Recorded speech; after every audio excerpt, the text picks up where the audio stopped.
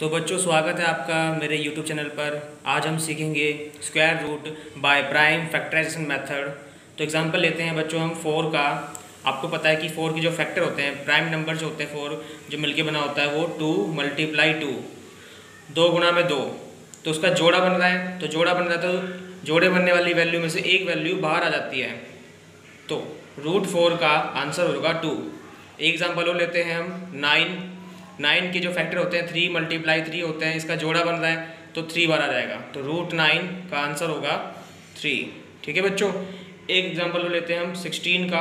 √16 के जो फैक्टर होते हैं 2 × 2 × 2 × 2।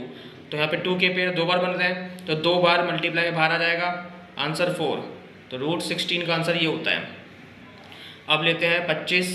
√25 के फैक्टर होते हैं हमारे 5 × 5, इसका पेयर बन रहा है तो 5 बाहर आ जाएगा। तो √25 का आंसर होगा 5। ठीक है बच्चों। अब एग्जांपल लेते हैं हम इसके अंदर दूसरी वैल्यू का। हमने ले लिया मान लो 8 के जो फैक्टर होते हैं हमारे 2 × 2 × 2। यहाँ पे जोड़ा जो है एक ही बन रहा है, एक खाली छूट गया। तो जोड़ा जो 2 का बन रहा है वो 2 बार आ गया, जो खाली छूटा हुआ है वो अंदर ही रह जाएगा। तो आंसर √8 की वैल्यू जो हो जाएगी हमारी 2√2 हो जाएगा आंसर। अब एग्जांपल लेते हैं हम 27। √27 इसके जो फैक्टर होते हैं हमारे 3 × 3 × 3। इसमें 3 का पेयर बन रहा है तो 3 बार आ गया, ये अकेला छूट गया तो ये अंदर ही रह जाएगा। ठीक है बच्चों, ये ट्रिक होती है इसके सॉल्व करने की। अब एग्जांपल लेते हैं हम 64 मतलब, क्योंकि इसमें तो पूरा सॉल्व हो जाएगा वो। हम ले लेते हैं 32 के जो फैक्टर होता है 2 × 2 × 2 × 2। 5 टाइम्स 2 होता है 1 2 3 4 5। 2 दूनी 4, 4 दूनी 8, 8 दूनी 16, 16 दूनी 32। तो पेयर इसमें 2 बार बन रहा है, एक छूट गया खाली। तो पेयर 2 बार बन रहा है तो 2 × 2 और जो खाली छूट गया है वो अंदर आ जाएगा। तो 4√2 आंसर होगा। एग्जाम्पल लेते हैं 50 का। 50 जो है हमारा वो है 5 × 5 × 2। 25 दूनी 50। तो 5 का पेयर बन रहा है, 5 बाहर आ गया और 2 वैल्यू अंदर आ जाएगी। तो 5√2 आंसर हो जाएगा इसका, √50 का। ठीक है बच्चों। तो बच्चों एग्जांपल लेते हैं हम √35 का। आपको मालूम है √35 जो होता है 35 की फैक्टर होते हैं 5 × 7, 5 × 35।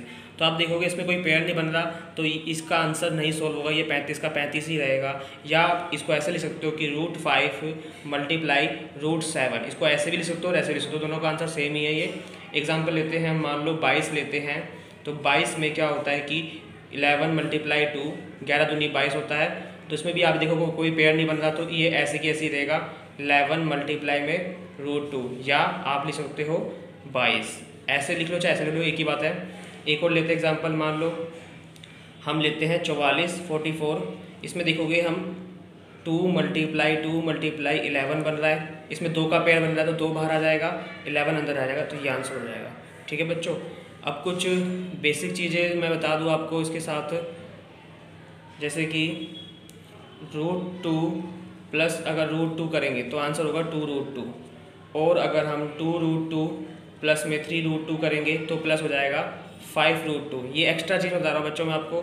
या 6√2 प्लस में 6√3, तो ये प्लस नहीं होंगे बच्चों क्योंकि अलग अलग वैल्यू है यहाँ पर, 6 से नहीं देखना हमको। ठीक है।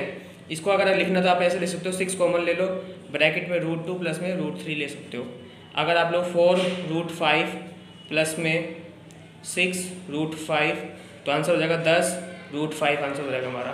Thank you for watching my videos. Like subscribe share करना ना भूलिए। Thank you.